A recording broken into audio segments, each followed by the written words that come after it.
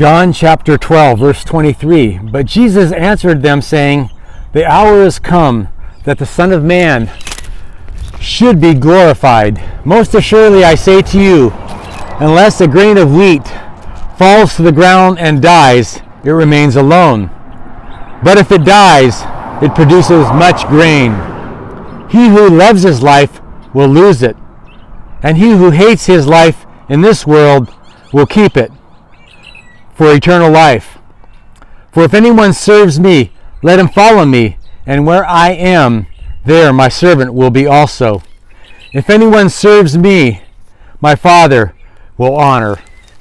Well, thank you guys once again for tuning in. I've got sitting here next to a wheat field once again in Dome Valley. I've got little flies flying around. I try to be as sometimes I say in my videos, are real, raw, and hopefully relational. So just want to give thanks again for this day that the Lord hath made, and I'm going to rejoice and be glad in it. And so, it's just a little interesting verse. That was right before Jesus did die, right after he healed Lazarus. But it's an interesting analogy that unless a grain of wheat falls to the ground and dies, it remains alone. It remains alone. So there's something about this whole journey that we're on with our faith walk that, Jesus said that he that loses life will find it, and then there's a lot of other verses that go along with it that it says we've been bought with a price, we're not our own. And so I think I want to do a real short video on the power of dying to self and just living for that new man and what that means and what that looks like on a daily basis. Just that whole thing of surrender. Somebody once said that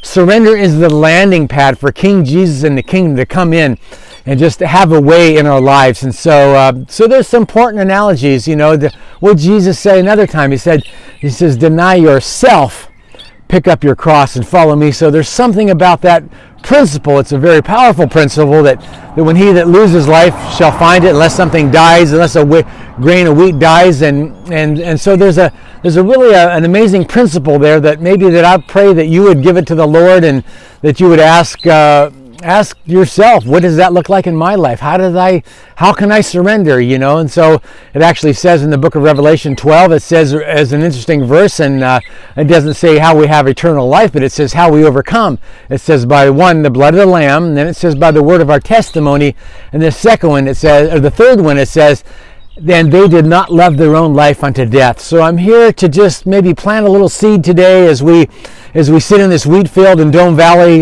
just outside of Yuma here, that you'll realize that there's such a powerful principle in the subject of surrender, and the subject of letting go, a subject of dying to self, and what Jesus said in those words. So I know I said a lot of those different verses, and I'm not here to give you a complete explanation on them, but I pray that you'll have a desire, that you'll have a hunger to maybe ask God about, wow, what does that look in my life? How could I surrender?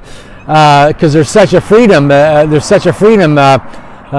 friend of mine once said that, this whole idea that you're not a Christian for your great name, but for his name. And so there's such a freedom in dying to self and just letting go of what you want to do in your own self and what you want to do in your agenda, but tuning into God's agenda, having that desire to let him rule and have reign over your life, and give him, it says in Romans chapter 12, that we yield to the perfect will of God. So if we could just get out of the way and let this newness come in, let that new creation, let that new man, let dying to the old and let the newness come in, that there'll be a mighty harvest out there. That said you'll bear fruit 30, 60, and 100 fold, just like this field's going to yield an amazing harvest here in a couple of weeks, as it's harvested, and all those things that have been planted, the seed that was planted in the ground, it's going to grow into a mighty harvest. So thank you once again, and everybody that tuned in today. So bless them, and I pray that they will learn what that means to deny yourself,